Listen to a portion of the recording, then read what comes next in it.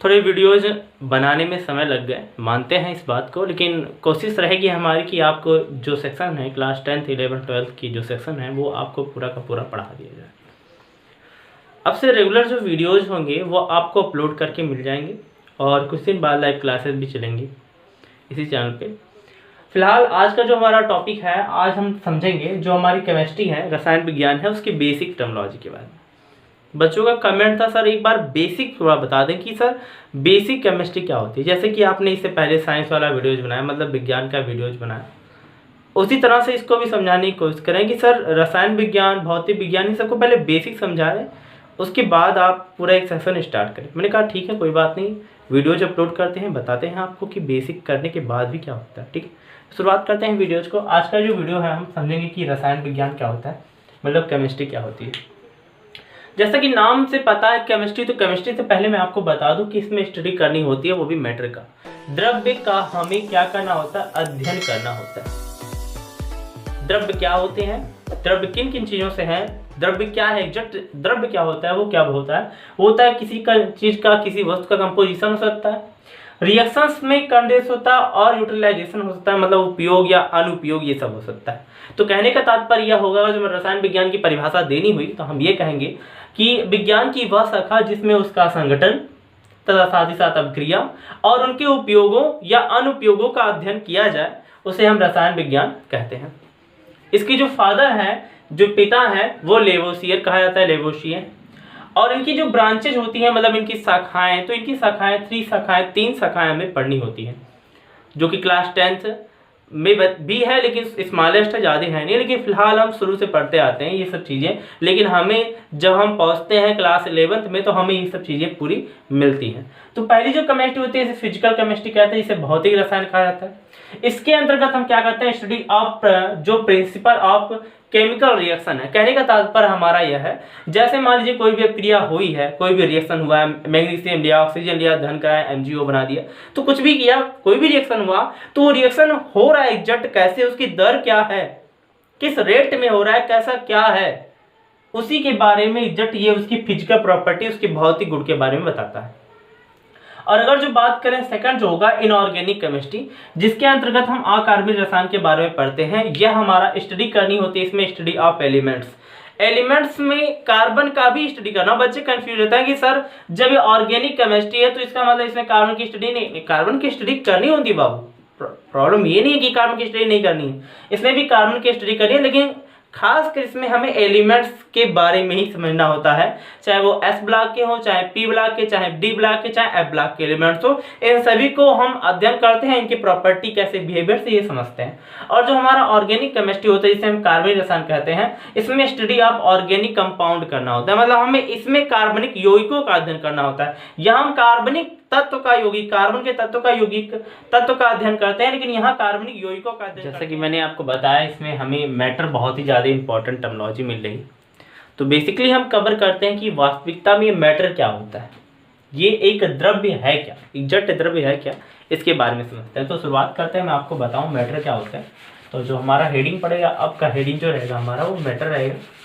Matter समझे, जैसा कि बार बार वर्ड जो यूज हो रहा था वो मैटर यूज हो रहा था, तो आज फाइनली समझते हैं मैटर है क्या, द्रव्य है क्या। द्रव्य और जो मैं बताऊँ आपको, तो इसके मीन्स, पहले इसके अर्थ बताऊंगा, फिर फाइनली मैं आपको इसके क्लासिफिकेशंस के बारे में बताऊंगा कि इसका क्लासिफाइड हम कैसे कर सकते हैं। कोई भी मैटर जो है, मैटर क्या होता है कि जो हमारे सराउंड में जो भी एलिमेंट्स मौजूद, मतलब जो भी चीज़ें मौजूद हैं इस यूनिवर्स में, ब्रह्मांड में, वो सभी एक प्रकार का मैटर है, द्रव्य है। कहीं ना कहीं किसी न किसी चीज़ से मिलकर कोई ना कोई बॉडी बनी होगी। जब कोई ना कोई बॉडी बनती है तो वो कहीं ना कहीं उसका जो इन्वॉल्वमेंट होता है वो मैटर ही कहलाता है। तो मैटर कहने का मतलब वह होता है कि जो भी एनीथिंग बॉडी, जो भी बॉडी है, वो सभी हमारी एक मैटर है। कैसे समझते हैं, अर्थ क्या होता है। तो मैंने लिखा anything occupy space having property of inertia and we can feel that. कहने का तात्पर्य हमारा है कि हर वो चीज़ जो स्थान घेरती है, बात समझने की कोशिश कीजिएगा बाबू, हर वो चीज़ जो स्थान घेरती है, जैसे आप कहीं ना कहीं घर में बैठे होंगे, घर में बैठे हो तो स्थान घेरे हो कहीं ना कहीं, बैलून ले लो, गुब्बारे ले लो बड़े से, पूरे घर में भर दो तो यार स्थान घेरेगा। तो कहने का मतलब वह है कि जो भी चीज़ स्थान घेरती है, जिसमें द्रव्यमान होता है, जिसमें मास होता है, मार्कर में कुछ ना कुछ मास होगा, मेरे शरीर में कुछ ना कुछ मास होगा। मतलब मास का मतलब ये नहीं कि मैं पाउंड मास की बात कर रहा हूँ, ऐसा नहीं, द्रव्यमान की बात कर रहा हूँ, ठीक है। तो हर किसी ना किसी बॉडी के अंदर द्रव्यमान होता है। ऐसे ही क्या होता है, उसके अंदर जड़त्व का गुण होता है, इनर्शिया होता है। इनर्शिया का अर्थ यहाँ पर है जड़त्व।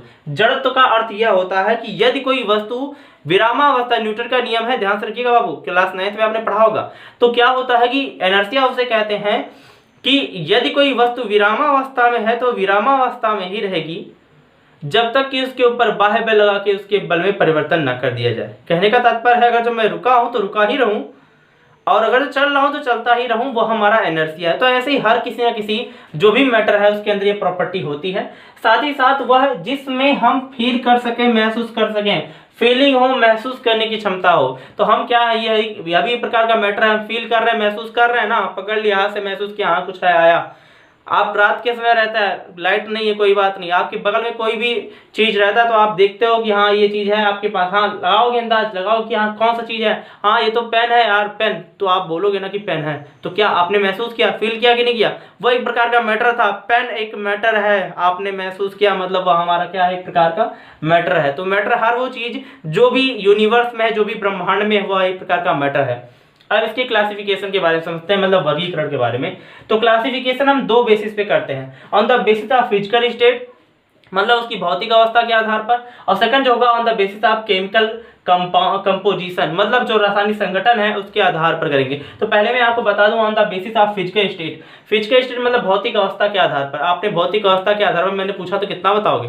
तो बोलोगे सर 3 ही होते हैं, सॉलिड, लिक्विड एंड गैस, लेकिन 2 और समझ लो, 5 समझ लेना। आज 5 कैसा होता है ये देखना, ठीक है। तो पहला होगा सॉलिड, ये तो पता ही होगा, कंफर्म आप लोगों को, लिक्विड, गैस, और उसके बाद लास्ट यहाँ आता है प्लाज्मा और ये बोट आइंस्टाइन कॉन्टेक्ट। मतलब यहाँ कहने का तात्पर्य मेरा ये है, जो प्लाज्मा है और बोट आइंस्टाइन कॉन्टेक्ट जो है कॉन्सेप्ट, ये दोनों अलग अलग आए हैं। तो दोनों के बारे में, या दोनों चीजें जो है, ये सभी मैं आपको एक सेक्शन वाइज तरीके से पढ़ाऊंगा, बताऊंगा मैं आपको। तो यहाँ मैंने ये चीजें बताई आपको, ये सॉलिड होता है, लिक्विड और गैस, ये, और प्लाज्मा और बोट आइंस्टाइन कॉन्टेक्ट, ये क्या है, ये मैं आपको एग्जैक्ट बताऊंगा, जस्ट तुरंत परेशान मत होइए। तो ये on the basis of chemical compound, रासायनिक संगठन के आधार पर क्या होता है। रासायनिक संगठन का कहने का मतलब है किसी चीज से रिएक्शन किया तो क्या होगा मैटर, वो 2 पार्ट्स में हो सकता है, या हो सकता है जो केमिकल जो संगठन होगा हो सकता है प्योर हो, एक हो सकता है इम्प्योर हो। मतलब अगर जो शुद्ध हो सकता है और शुद्ध हो सकता है।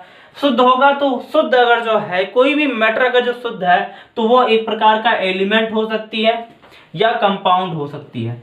मैटर अगर जो कोई भी मैटर अगर जो हमारा प्योर है तो वह एलिमेंट हो सकता है, तत्व हो सकता है, और कंपाउंड भी होने के चांसेस हैं। और अगर जो कोई भी मैटर जो है वो क्या है, इम्प्योर्ड है, तो कंफर्म है कि वो क्या होगा, एक प्रकार का मिक्सचर होगा, मतलब मिश्रण होगा। अब ये मैं ये नहीं बता रहा हूँ कि समांगी मिश्रण, विसमांगी मिश्रण, वो तो नेक्स्ट कई लेक्चर्स में कवर कराऊंगा मैं, परेशान मत होइए। यहाँ मैं आपको एग्जैक्ट क्या होता है, ये सब चीजें इसके बारे में बताऊंगा। लेकिन अभी आपने ये समझा क्लासिफिकेशन, अब ये तो कंफर्म हो गया, अब मुझे मैटर के बारे में ये सब चीजें बतानी है। तो मैं आपको पूरा का पूरा जो सॉलिड, लिक्विड एंड गैसेस या बोथ कांस्टेंट, जो ये पूरा का पूरा एक सिस्टम बताने की कोशिश करता हूं।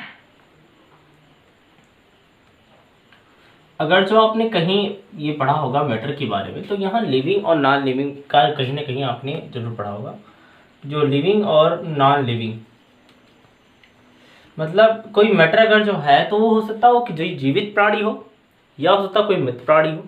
अगर जो कोई जीवित प्राणी हो, लिविंग है, तो लिविंग अगर जो होगा तो कहीं ना कहीं उसकी बॉडी सेल से मिलकर बनी होगी, मतलब कोशिका से मिलकर बना होगा। उसकी बॉडी जो बनी होगी वो क्या बनी होगी, कोशिकाओं से मिलकर बनी होगी। और साथ ही साथ जो सेल्स हैं, वो सेल्स धीरे धीरे डेवलप करते हैं और बनाते हैं टिश्यूज, जिसको ऊतक कहते हैं। जब ये सेल्स डेवलप होते हैं धीरे धीरे, तो ये बनाते हैं एक प्रकार का टिश्यूज। तो हमारा जो टिश्यूज है, टिश्यूज बनता है फ्रेंड्स, टिश्यूज बनेगा, और ये आगे चलकर धीरे धीरे टिश्यूज जो होते हैं ये हमारे ऑर्गन्स बनाते हैं, मतलब अस्थियां बनाते हैं। ये ऑर्गन्स जब आगे बढ़ते हैं तो एक प्रकार की बड़ी सी बॉडी बनती है, हमारा शरीर बनता है। तो मेरे कहने का मतलब ये है कि अगर जो कोई भी मैटर लिविंग है, लिविंग बीइंग से है, तो लिविंग के लिए क्या होना चाहिए, वो कहीं ना कहीं एक सेल से मिलकर बना होगा। और सेल्स जो होते हैं वो टिश्यूज हैं, टिश्यूज से ऑर्गन्स बनते हैं, ऑर्गन से एक बॉडी तैयार होती है। और अगर जो कोई भी मैटर जो है वो नॉन लिविंग है, तो नॉन लिविंग होगा तो कहीं ना कहीं उसके अंदर क्या होंगे, एटम्स होगा, एटम से मिलकर होगा, मतलब परमाणु से मिलकर बना होगा। और जब परमाणु है, कई परमाणु आपस में मिलते हैं तो एक प्रकार का मॉलिक्यूल्स बनाते हैं, तो आपको ये तो पता ही होगा। बनाते हैं मॉलिक्यूल। जब कई एटम्स आपस में मिलते हैं तो एक प्रकार का क्या होता है, मॉलिक्यूल्स बनाते हैं, जिसको अणु कहते हैं। ठीक, और जब ये मॉलिक्यूल्स आपस में मिलते हैं तो एक प्रकार का क्या बनाते हैं, मॉलिक्यूल्स मतलब अणु मिलते हैं तो ये बनाते हैं मैटर। तो मैटर अब समझ में आया होगा कि द्रव्य कहां से आता है।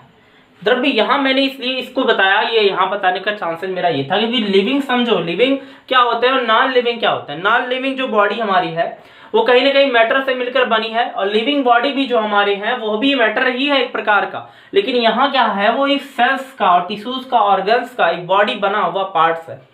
यहाँ जो हमारा वह नॉन लिविंग के लिए एटम्स हो सकता है, मॉलिक्यूल्स हो सकता है, मॉलिक्यूल्स और मैटर हो सकता है। मैटर में हमने आपको फिजिकल स्टेट बताया, फिजिकल स्टेट में मैंने आपको 5 बताए हैं, जिसमें से मैं आपको बताऊं जो 3 होते हैं, 3 जो फिजिकल स्टेट है वो बहुत ही ज्यादा क्या होता है, वो हमारे बेसिस हैं। 3 हमारे फिजिकल स्टेट हमारे बेसिस है, जिसे हम सॉलिड, लिक्विड और गैस कहते हैं।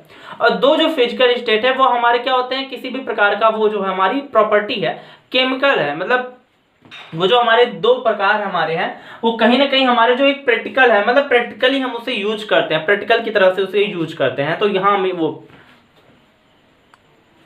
जो हमारा मैटर है वो 3 पार्ट से मिलकर मतलब सॉलिड, लिक्विड और गैस। लेकिन इससे पहले मैं आपको बता दूं मॉलिक्यूल्स होते हैं क्या। अणु जो होते हैं वो 2 प्रकार की प्रॉपर्टी अपने अंदर शो कराते हैं। ये क्या होता है मैं आपको बता दूं, तो ये प्रॉपर्टी होती है intra molecular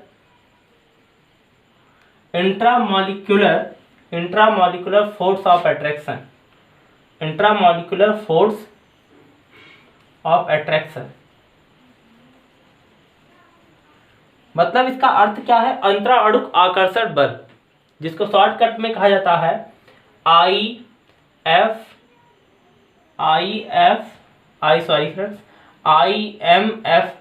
intramolecular force attraction. ऐसे ही जो हमारा मॉलिक्यूल्स जो हमारा होगा वो दूसरा जो होगा वो हो सकता है इंट्रामॉलिक्यूलर फोर्स ऑफ रिफ्लेक्शन। मतलब इसको हम कह सकते हैं IMFR। तो यहाँ 2 आप कोई भी मॉलिक्यूल्स अगर जो है, कोई भी अणु अगर जो है तो वो 2 तरीके से हो सकता है, या हो सकता है उसके अणुओं के बीच में क्या हो, आकर्षण हो, अट्रैक्शन हो, आपस में आकर के मिल जाते हो, या हो सकता है उनके अणु क्या हो, दूर दूर भागते हो। तो ये 2 प्रॉपर्टी उसके अंदर होनी चाहिए। या हो सकता है जो मॉलिक्यूल्स है वो इंट्रामॉलिक्यूलर फोर्स रख रहा है, अट्रैक्शन रख रहा है, या रिपल्सन रख रहा है। अट्रैक्शन होगा तो उसके मॉलिक्यूल्स आपस में बंधे होंगे, और रिपल्सन होगा तो वो ऐसे होंगे। यहाँ मैटर में अब क्या होता है कि जो सॉलिड है, लिक्विड और गैस है, तो यहाँ आपको कंफर्म पता चल रहा होगा कि अगर जो सॉलिड की बात करें, सॉलिड की क्योंकि पार्टिकल ये भी सॉलिड है, इसके पार्टिकल जो होंगे वो तेजी के साथ जल्दी जल्दी बंधे होंगे। तो यहाँ इनके अंदर इंट्रामॉलिक्यूलर फोर्स ऑफ अट्रैक्शन ज्यादा होगा और इंट्रामॉलिक्यूलर रिफ्लेक्शन जो होगा वो कम होगा। मतलब यहाँ हम बात करेंगे जो सॉलिड में, तो यहाँ IMFA मतलब कहने का अर्थ है इंट्रामॉलिक्यूलर रिफ्लेक्शन। ये क्या होंगे, मच एकदम मच होंगे, बहुत ही कम होंगे, क्या है मच होंगे, और ये मच रिफ्लेक्टेड होंगे जो होगा इंट्रामॉलिक्यूलर फोर्स ऑफ रिफ्लेक्शन। मतलब क्या होगा, इंट्रामॉलिक्यूलर फोर्स ऑफ अट्रैक्शन ज्यादा होगा और ये कम होगा। मतलब यहाँ पर ये इस तरीके से लगाया फ्रेंड्स, तो यहाँ पर ऐसे तरीके से, मतलब इंट्रामॉलिक्यूलर फोर्स ऑफ अट्रैक्शन ज्यादा होगा, रिपल्सन कम होगा। यहाँ क्या होगा, मच दैट होंगे, बहुत अधिक होगा। यहाँ पर क्या होगा, इंट्रामॉलिक्यूलर फोर्स ऑफ अट्रैक्शन इसकी अपेक्षा यहाँ क्या होंगे R, ये इसकी अपेक्षा इसमें थोड़ा सा ज्यादा होगा। मतलब इनके अणुओं के बीच में, लिक्विड अगर जो कोई चीज है, सॉलिड है, तो उनके बीच में अंतराणुक आकाश जो होता है, अंतराणुक आकर्षण बल होता है वो अधिक होता है। गैस अगर जो बात करें लिक्विड की तो लिक्विड में कम होगा, और गैसेस की बात करें तो उसमें तो बहुत ही कम होता है, उसमें होता ही नहीं है। तो यहाँ क्या होता है, उनके अणुओं के बीच में क्या होता है, इंट्रामॉलिक्यूलर फोर्स ऑफ अट्रैक्शन और इंट्रामॉलिक्यूलर फोर्स ऑफ रिफ्लेक्शन। ये रिफ्लेक्शन ज्यादा होता है और अट्रैक्शन कम होता है। तो यहाँ इसकी वैल्यू कम हो, इसकी ज्यादा होती है, इसकी कम होती है। तो ये हमने समझा। अब बात दोनों में आती है कि भाई हमने बताया था, इससे पहले डिस्कस कराया था जो फिजिकल प्रॉपर्टी थी, उसमें मैंने आपको ये भी बताया था कि भाई जो प्लाज्मा है और बोथ आइंस्टाइन कॉन्टेक्ट्स जो है वो क्या होते हैं इसके बारे में। तो मैं आपको बता दूं कि जो ये सॉलिड है, सॉलिड और लिक्विड के बीच का स्टेट जो होता है वो कहलाता है प्लाज्मा स्टेट कहलाएगा, मतलब प्लाज्मा मेम्ब्रेन। ये नहीं मैं कहूंगा कि मैं प्लाज्मा बोला तो प्लाज्मा क्या होगा, सॉलिड ही होगा, लिक्विड नहीं, ऐसा कोई बात नहीं है। प्लाज्मा सॉलिड फिक्स में कोई वेट नहीं होता कि यार सॉलिड है, लिक्विड है, गैस है, ऐसा नहीं है। ये दोनों के बीच का स्टेट होता है। तो सॉलिड और लिक्विड के बीच का स्टेट होगा वो प्लाज्मा कहलाएगा।